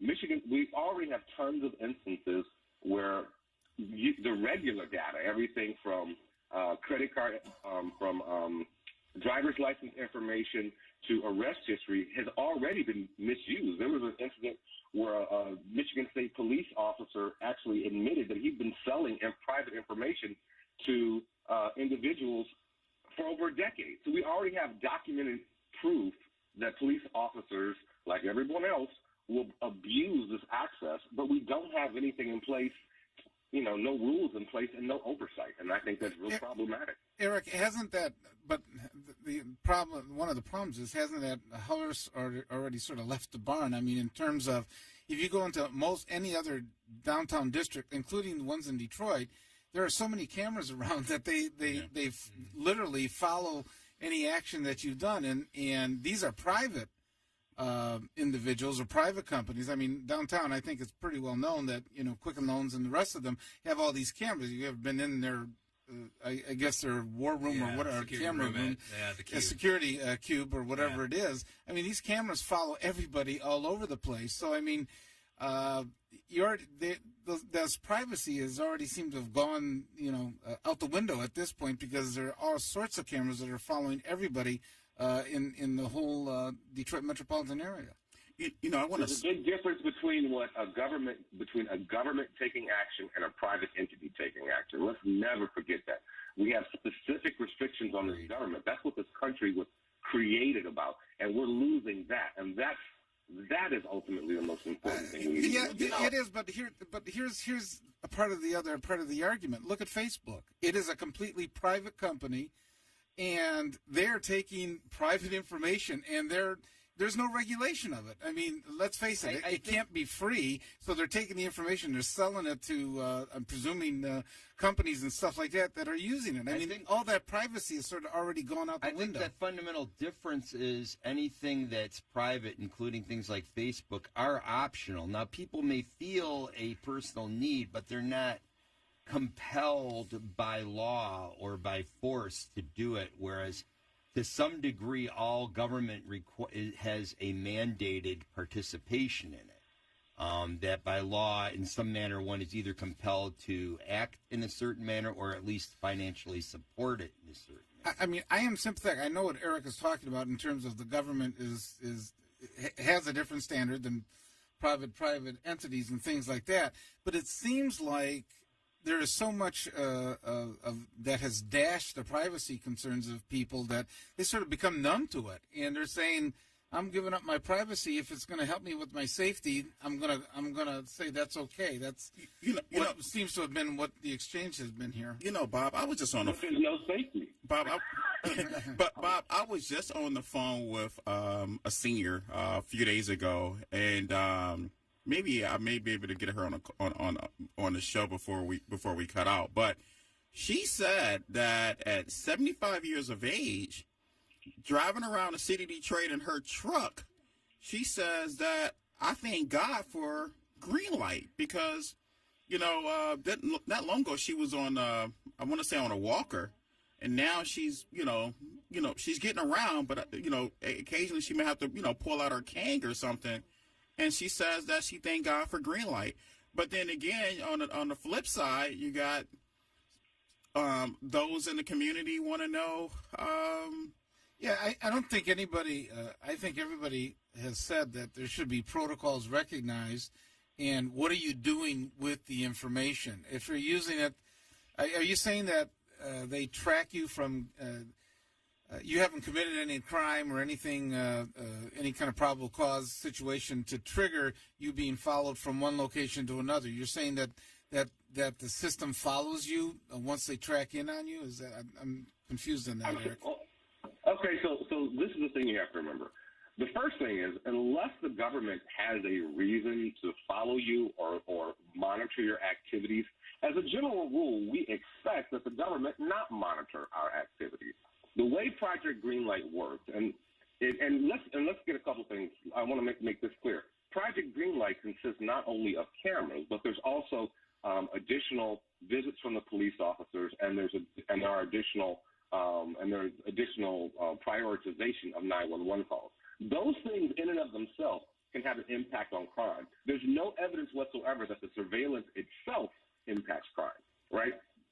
So, but even let's assume that there is some benefit in crime reduction, and we haven't seen it, but let's for a moment assume that there is. The police get to place the cameras where they want on your property.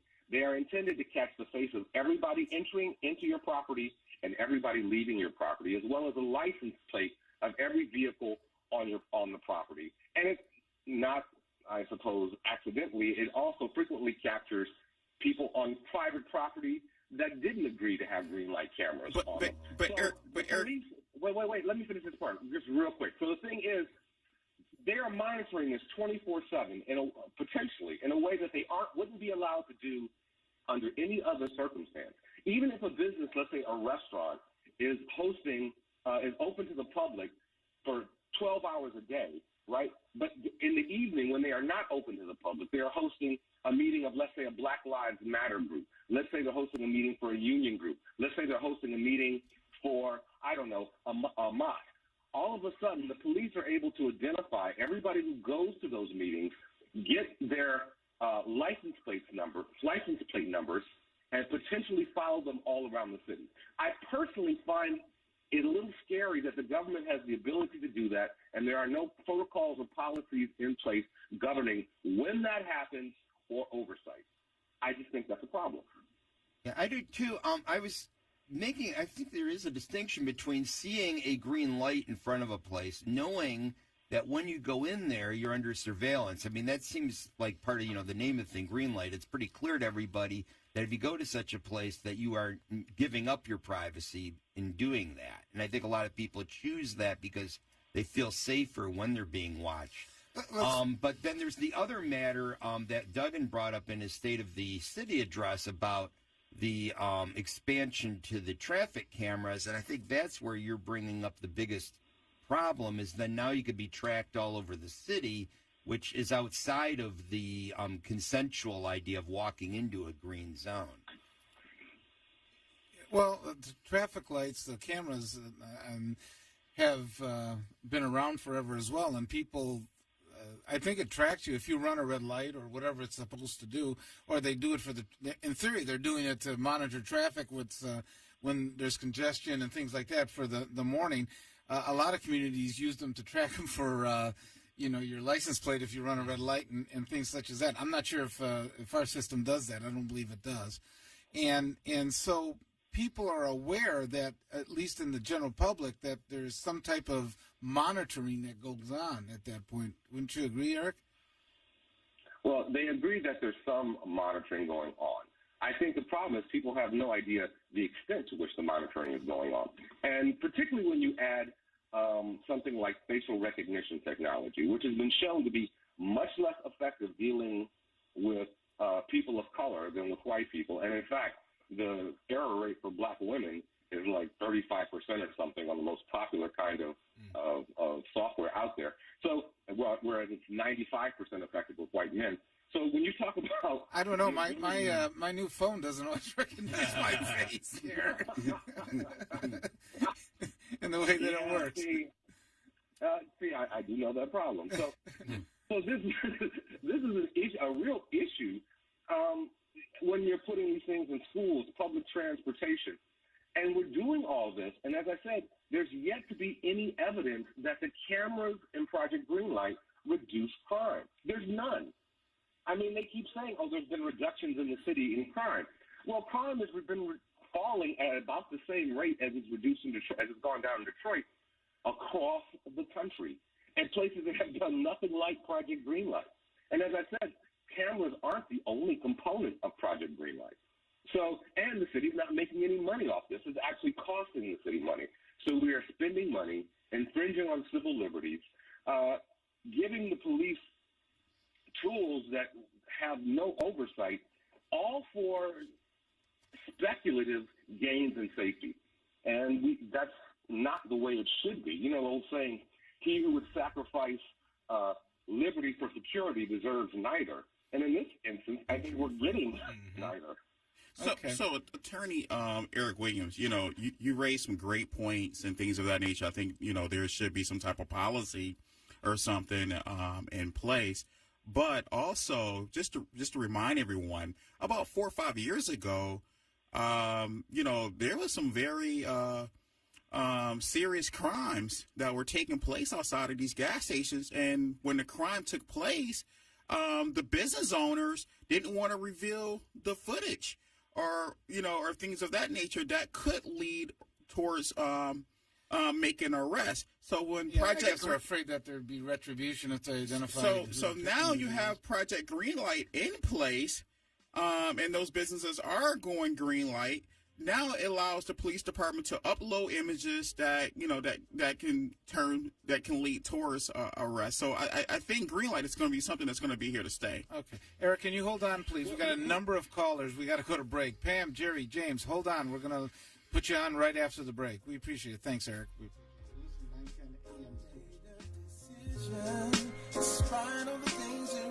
Hi, I'm Hunter Ellis, and this is Atomic Beam USA. Another bright idea from Bulbhead, the ultra-bright, tough-grade flashlight that features tactical technology used by U.S. Special Forces. This flashlight has a feeble 125 lux output. The Atomic Beam USA has up to 5,000 lux. That's 40 times more. We're going to drop it hundreds of feet from this helicopter. It hits the tarmac, and it's still working. That's what I call a tough flashlight. Heavy downpours, mud puddles, even extreme temperatures are no match. You could spend over $100, or the Atomic Beam USA can be yours for just $19.99 with free lifetime guarantee. Order now, you can double it and get a second Atomic Beam USA. Just pay a separate fee, and we'll even ship them to you for free. Atomic Beam USA is just $19.99. Order now. Call 1-800-638-2619 to get your Atomic Beam USA. Call now or go to atomicbeam.com. So call 1-800-638-2619. Deluxe version available. Order now. We all love fried food, but the problem is all that excess oil and fat can cause you to become overweight. Well, now there's the Cook Light Aero Fryer, an amazing kitchen miracle that uses air to fry instead of oil, so you can have the same delicious flavor and crispiness of deep frying using little or no oil. Get that deep fried taste and crispiness with up to 70% fewer calories. Enjoy crispy, delicious fries with little or no oil, guilt-free onion rings, cheesy and delicious mozzarella sticks. Call now and bring the Cook Light Aero Fryer into your home, including the Cook Light Aero Fryer recipe book, the unique patented dual tray, air frying mesh basket and tongs, and stainless steel extender ring. You'll get it all for 5 easy payments of $29.95. Be one of the first 500 callers and get this 13-piece knife set, a $175 value, yours free. Try Cook Light Aero Fryer for 30 days. If you don't love it, send it back. But keep the 13-piece knife set as our gift to you. Order in the next 10 minutes and we'll include free shipping. Call now or go online to air2fry.com. That's air2fry.com. I heard on the news about that 5-year-old who found his uncle's gun. The kid didn't know it was loaded. I heard on the news about that 14-year-old girl who was bullied online. For like a year, she couldn't take it anymore, so she got her dad's gun from his nightstand. I heard on the news about that guy who broke into someone's house, stole a gun from the hall closet.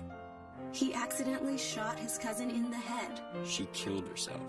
And later, killed the owner of the store he was trying to rob. If you own a gun, you have a full-time responsibility. When you aren't using it, be sure it can't get into the hands of curious children, troubled teenagers, a thief, or anyone else who might misuse it. Your family, friends, and neighbors are all counting on you. Remember, always, lock it up. For more information on firearm storage safety, visit ncpc.org. This message brought to you by the National Crime Prevention Council, the Bureau of Justice Assistance, and the Ad Council. And good morning. You're listening to 910 AM, the Superstation. My name is Robert Ficano. You can join us at 313-778-7600.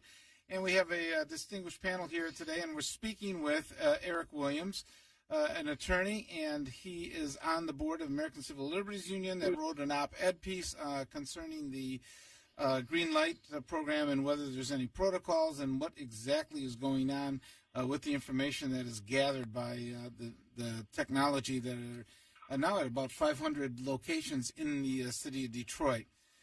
If we can, we got to get to some of the calls. Pam, you're on with the panel. Thanks for holding on. Hello, good morning. How are you? Good morning. Now, I'm a little confused. Are you talking about the green lights at the gas station and tying it in with the lights that he wants to put at the intersection?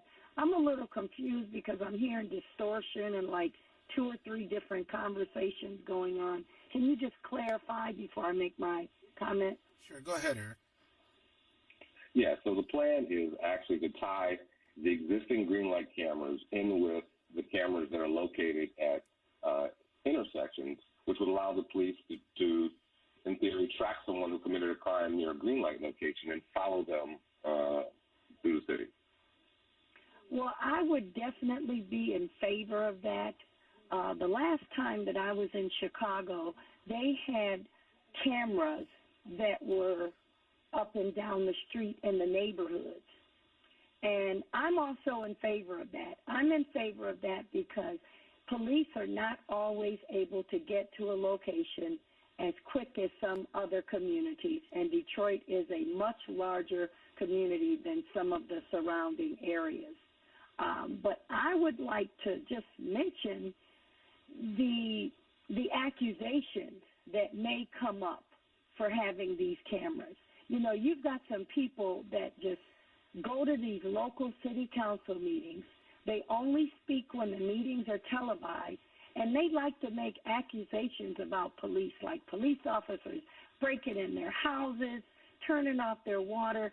Is this going to open up the possibility of more frivolous lawsuits, or is this going to do what it's intended to do, and that's to catch crime on video? Does that make sense?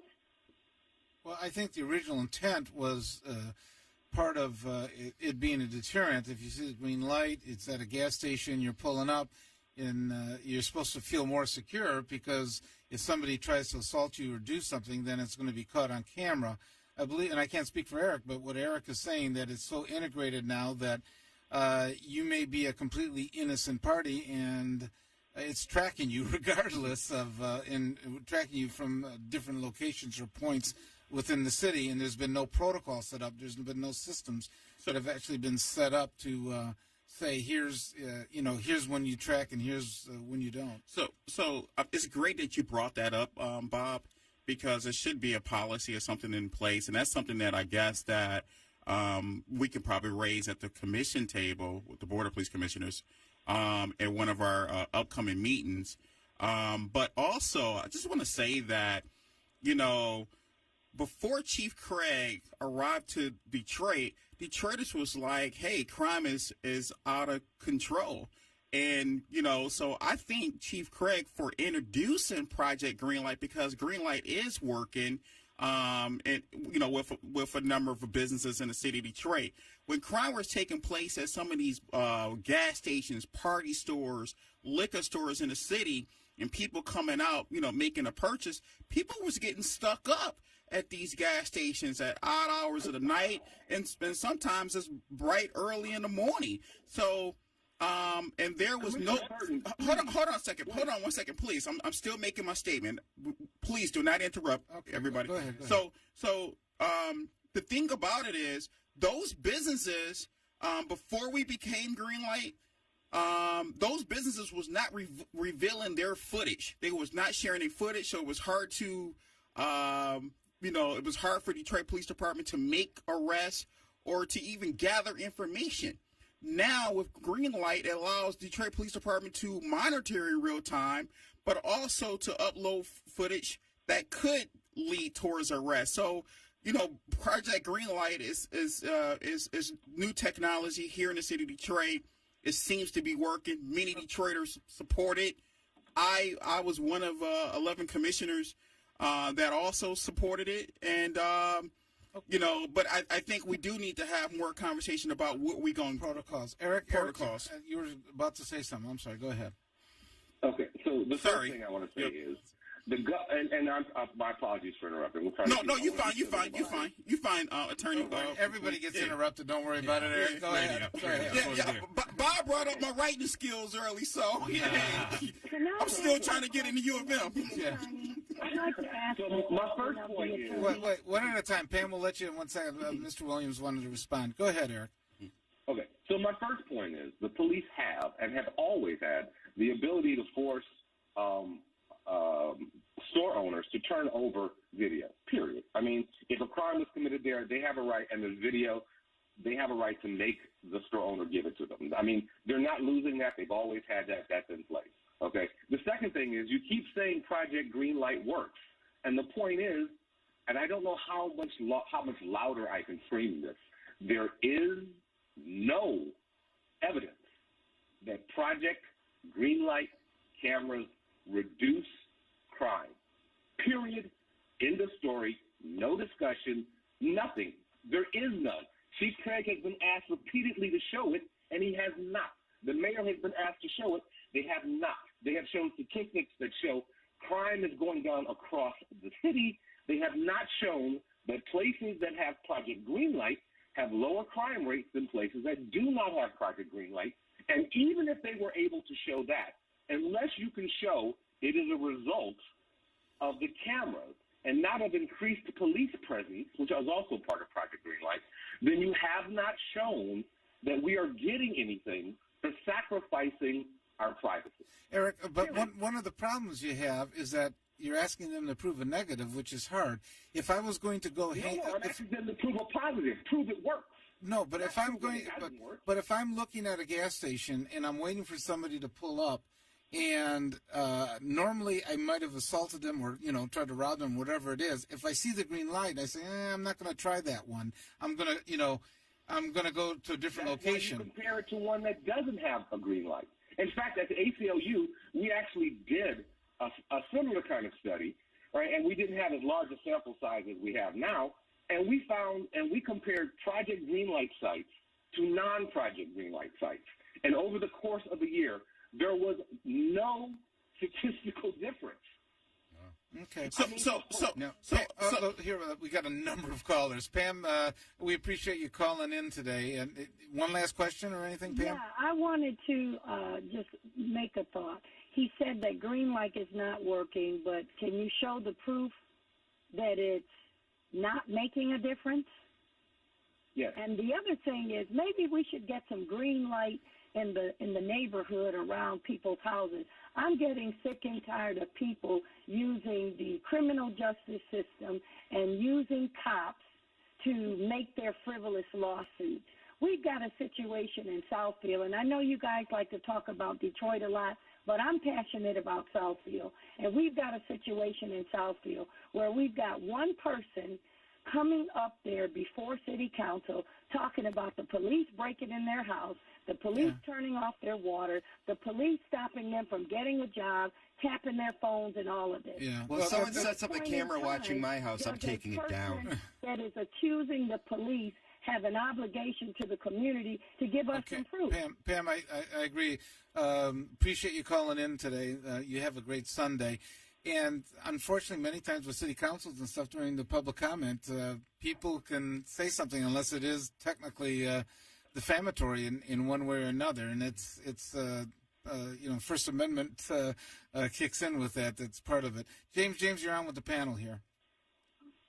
Hey, just real quick, let's call it what it really is. This is Big Brother at his best in Detroit. And if everybody stand back and see statistics, the brother said it, there is no statistics on this green light. What they're going by is these gas station owners saying what they feel to be better. But let's hold on for a minute. I can get in the car with any one of you brothers and go buy weed, Lucy's, or whatever. At 80% of the gas stations that y'all talking about with these green lights. Now, back to what I said. This is a Big Brother thing. This is who owns 80% of the city, real estate, and they're controlling. And notice this initial camera system is Dan Gilbert's downtown that the news did a story on a while back, this elaborate system at that.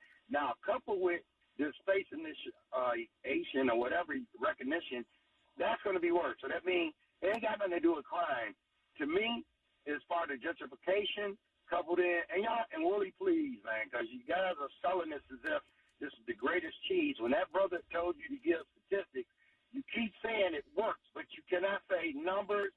You can't say, this guy did this at the gas station. We caught him a month later from the incident that happened at the gas station. No, those things have happened. They have caught people from the green light video. Can I say something real quick? I'm glad you on a call on a phone, but let me just say this real quick. I'm glad you're talking, Willie, and you know who I am. But go ahead. Sure. Well, I didn't hear that comment you just made, but let me just. It don't matter that you know me, Willie. My thing is, I'm a victim too, but I'm speaking for victims and that caller that asked for statistics on this green light and that it's solved or that it works. Sure. Let me just share this real quick. I just know that when Greenlight first started off with the 6 to 8 locations, and then it started to take off, we have noticed that crime has been a 50% reduction at those Greenlight locations. Willie, not so fast. Let's go step by step. Who is we notice versus the word statistics? Think Willie. Willie, you're talking to intelligent people, man. Listen, don't do that. Okay. Give me some. Okay. We know. I know that. I don't pick them up. Okay, as a commissioner, I was one of 11 commissioners that supported Project Greenlight. And one of the things that I support, and then I still support, and I still stand by, when these crimes are taking place outside of local businesses, those businesses will never reveal their footage. So now it allows DPD to be able to tap into their camera system and see what's going on. It's almost like a virtual patrol. I mean, and that seems to be working. And right now, the city of Detroit is hiring more analysts to be working in the Willie, not the political part. Let's remember what you said right there. Let's take exactly what you said. This is still a problem because I just said it. You ignored something. These same stations that you're reporting this beautiful stuff, as an African-American brother, I can come from wherever I'm at, go to 80% of these locations, buy some weed, some loosies, commit some crimes if I want to. It's up to. Are you saying that's caught on camera, that the store owners are selling the loosies? I mean, they're the only ones that can really sell the loosies, right? Or the weed? Bob, they don't have them on the inside of the actual store. We're talking about the activity and the placement. I'll give you an example. Go on 7 Mile, 8 Mile, anywhere, and just go into this and forget the people. I'm talking about the owners now, what the owners allow. That's why we having a problem with one of your hosts that talk about this relationship between blacks and Arabs. We can't because they're feeding off my people, and they're allowing this, and they think they cool. And I'm going to tell you, the last but not least, I hate when I see my people go in the store and they think they cool with these guys because they can sell it out front. So, and their names just happen to be Sam or whatever. I have a problem with that, but the police is allowing it because they drive by. I can ride by and watch the police watch 20 or 30 people standing outside. Man, listen, man, this is a game. And as long as they keep playing this game, it's going to keep happening. So the green light game that y'all playing right now is Big Brother with Dan Gilbert, with Mike Illich, combined with owning part of, 80% of Brightmoor, starting with downtown and Brightmoor. People slipping on that. You're talking to intelligent people that know what's really going on. Gentrification started with me, with 2 of your white officers that you supported, Willie. I got the paperwork out of here, man. Okay. Appreciate it. Thanks, Jim. Thanks for calling in. So I want to say, Bob, I just want to say, if there any illegal activity that is taking place outside of gas stations, liquor stores, party stores, and those are green light locations, believe me, those places are being monitored. They are being watched. And if something illegal going on in front of those businesses, guess what? It's just a matter of time and a matter of an hour that DPD is going to step in because guess what? They are monitoring real time. And I do support Project And Greenlight. connecting it to an ethnic background that whoever the owners are is an unfair characterization or stereotype too that, unfortunately fosters a divide that goes on within the community. Okay, we have a number of callers to get to. Go ahead, I wanted to ask Scotty. Eric, when did the traffic cameras start having a high enough resolution to do things like facial recognition and license plate recognition? Because when I first saw those cameras popping up on posts before anyone had written about it, before there was any media about it, I actually had asked people at MDOT and different politicians when they were doing town hall meetings and that kind of thing about those. And they insisted that those were only able to see general traffic patterns, that they were deliberately kept at a low enough resolution that they would not be invading people's privacy. Well, I don't know when this happened, and that's another problem we need to look at, which is the police department has not been very forthcoming on this. But in fact, there was actually a press conference where they denied that there was any facial recognition technology in Greenlight. And I did a FOIA request asking for some information on that, and they said, we're actually in the process of negotiating facial recognition, a facial recognition contract. So, and this is months before they ever actually mentioned publicly that this capability existed. So, the police department has not been very forthcoming about the capabilities of this system at any point. I also want to say this. My father was a cop for 20 years. He retired from DPD as a lieutenant after 20 years.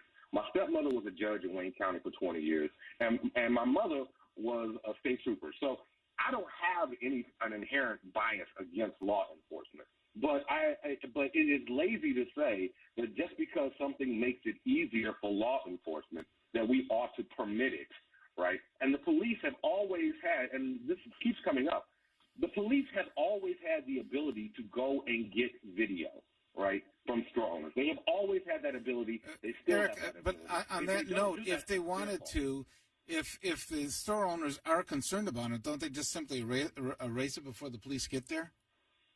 Well, and in fact, if there's a crime that's taken place and you have or destroyed evidence, that in and of itself is a crime, right? So it's not as though we're giving. All we're doing is we're sort of doubling up on the ability of police officers to get this. The other thing I want to say is you talk about the police watching this. The agreement between the green light location and the police says that the police DPD has no obligation to ever monitor the cameras and only have to make best efforts to monitor it in the event of a 911 call. So when you say the police are watching, that's random. The police are going to select when they watch. And that leads to another concern, which is this surveillance capability may be all over the city, but I guarantee you there are communities who, because of their religious beliefs or political beliefs or their ethnicity, will find themselves being surveilled in a way that rich white folks aren't, period. Okay. We had a number called Rick. Rick, you're on with the panel here? Yes, a lot of good stuff there. I live between several of those green light locations. And, you know, I think it gives you a measure, a sense of more security. Now, you brought up a lot of good points, but at the same time, the cameras really originated from the technology of Comcast and AT&T, you know, coming up with property monitoring, and it just sort of expanded. But it also came as a result of people being impacted by panhandlers and people hanging around lurking outside gas stations and cars, numerous shootings, etc. So the problem is what sort of like led to this more so than the police. You know, they may have utilized the fear that the public has or the abuse, which they should, and come up with this, but they actually were late to the game. Chicago, other places were, you know, a couple of decades ahead of them on doing things with cameras. But you do have to consider, too, that if it lowers the risk of somebody being, you know, impacted negatively, physically or economically, that's good for a neighborhood in the sense that you can't have activity, economic development without a measure of safety. So it is an impact in terms of lowering, you know, risk. But, you know, the other thing that one of the callers brought up, and it's true, and I go to a couple of those gas stations, they continue to sell loosies, and primarily because, you know, the people who buy them, they're never going to be the ones to complain that there's a problem. So the only way the police would be able to do that is simply have someone to walk in, ask for the cigarette, walk out the door and hold a cigarette up. And there it is. So in a way, it is going to lend a hand to law enforcement, too, to make the store owners a little bit more responsive as well. Now, I do... Rick, that's possible. The problem is you got to prioritize what the police are going to actually focus on. And if they're focusing on stopping people from selling loosies, then I think they need to hang it up. Me too. But my thing is this. I'm sure they will raise money eventually to have those cameras monitored. But not just monitored, they have to be able to get out and respond. The store owners, now when you collect the claims from them, they're saying that the police don't respond in a reasonable time. They say people could come in and do all sorts of things and run out. Okay. And Rick, we appreciate we got a number of callers, but you raised one point. Eric, and maybe you know this, or Willie, wasn't the green light supposed to prioritize that if something's going on that the police actually respond quicker if an incident's going on because of the green light? Absolutely. That's supposed to happen? Absolutely. They're supposed to be priority one calls.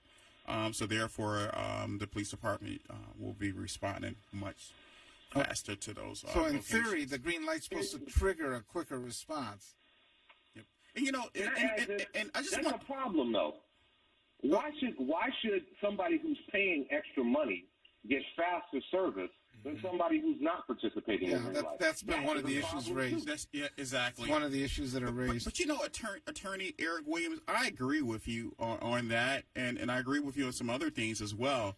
And that's one of the reasons why I'm going to push for more discussion about Project Greenlight and for public forums with the Board of Police Commissioners. And so this conversation is not going, this is not going to be the first or the last conversation on this, because we're going to definitely have more, Okay, we have a couple more callers we got to get to. David, you're on with the panel. David? Yeah, okay, thanks, Ficano, for taking my call. I can't believe that people, mostly some of these black people in the city of Detroit, complaining about a green light.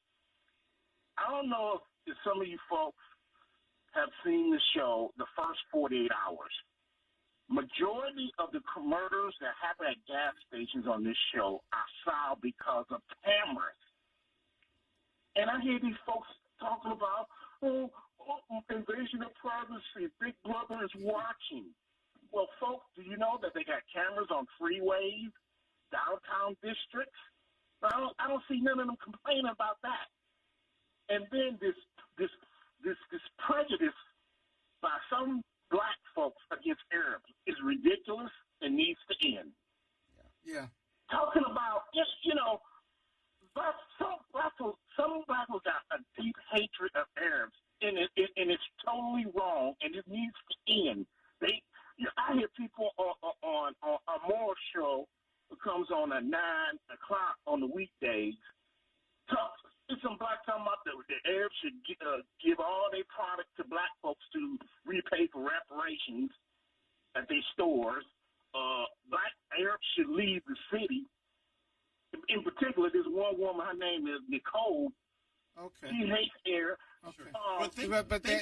Nobody is supporting the prejudice that you should be dividing I the think we've community seen up. some of the adverse consequences of that kind of prejudice this past week over New Zealand. Selling Lucy's. I mean, come on. Is that deep for much of a crime? I mean, most of these people in the community can't afford a pack of cigarettes. So this is why they sell Lucy's for a quarter or 35 cents.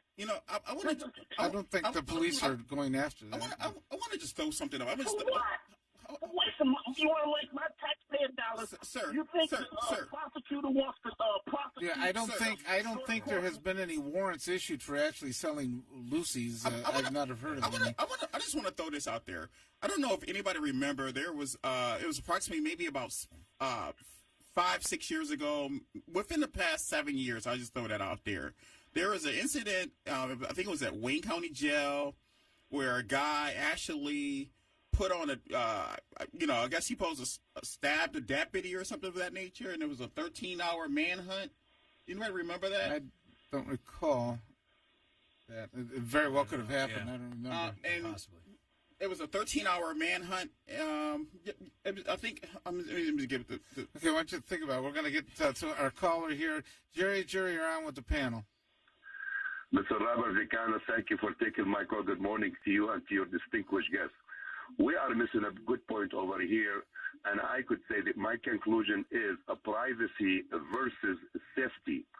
All we need right now, the government tell us, put a green light camera inside your house to monitor your bedroom, who's going and who's coming from.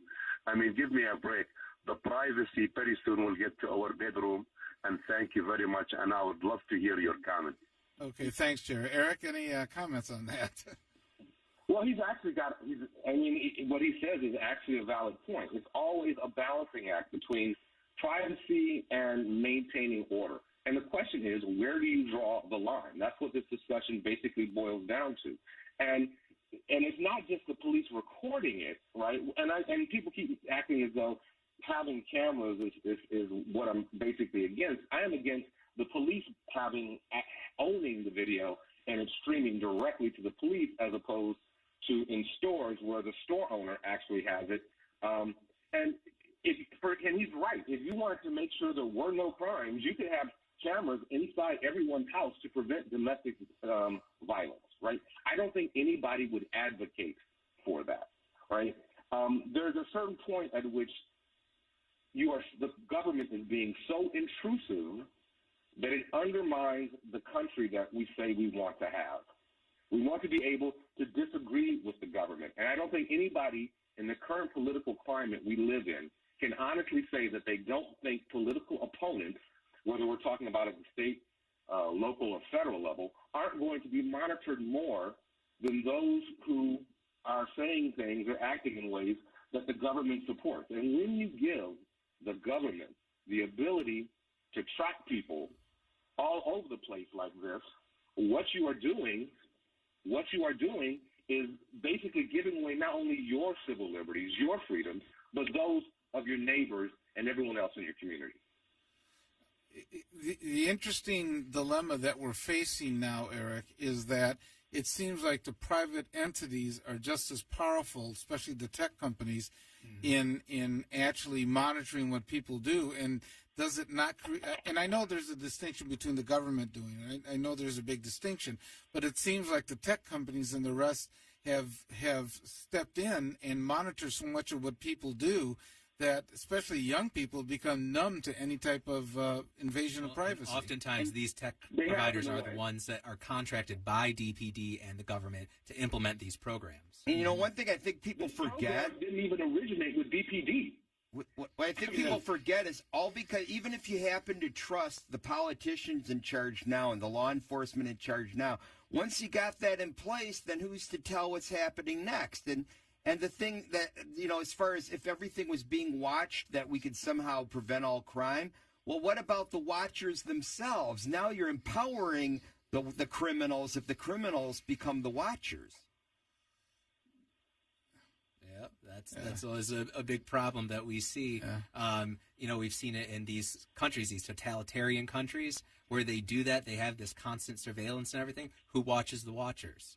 You know, that's another problem. Well, I think Trump would be very comfortable in those countries. He's too busy tweeting. He's too busy tweeting. Yeah. So I pulled it up online. It was actually reported in CBS News, 2013, where a robbery suspect stabs deputy, flees Detroit court. So he stabbed a deputy in the neck with a plastic comb. And there was a 13-hour manhunt for this guy. So I actually had the facts kind of, you know, slightly off a little bit, but we just pulled it up. But anyway, if the city of Detroit would have had Project Greenlight or some type of, citywide monitoring, this guy would have never been a 13-hour manhunt. This guy would have been apprehended, within minutes. If not seconds. Could have. You don't necessarily know that, but yeah. Commissioner Burton, you're not arguing that it would prevent the crime, but what you're saying is we would have found him in an hour as opposed to 13 hours. And I guess my question is that 12-hour gap worth sacrifices that you would have to make? We have to go to break, and I appreciate everybody that's come in. Eric, I want to thank you very, very much for standing in here for this hour. Interesting perspective, and I know that it's one that's going to continue to be debated, especially at the Police Commission and probably some of the town hall meetings as well. You take care of yourself, and thanks for coming on. To the panel, I want to thank everybody. But we'll start with Maxine, since she's the one running the board. That's helped us keep some order here. Appreciate it. Maxine. Yeah, Tom Choske for community activist, Police Commissioner Willie Burton, and Scotty Boman, another activist here in the community, and to all the callers. We want to wish you all a great Sunday. We'll listen to you and your phone calls next week. You're listening to 9:10 a.m. the Superstation. We can say it's 3:30. Go Green. We appreciate it. Go Green. And we're going to have one to help you smile about it while finding a way to solve them. Look at here. Let me keep it 100 and let me tell you. I knew I could get myself out of this. I just needed some hope and some help. I took the first step to recovery when I made the call. Since 2014, Addiction Hope and Helpline has answered calls for recovery and treatment 24/7, 365 days a year. If you're depressed, drinking, using drugs, or taking pills, call now and talk to someone who cares. I had problems just getting to sleep, drink.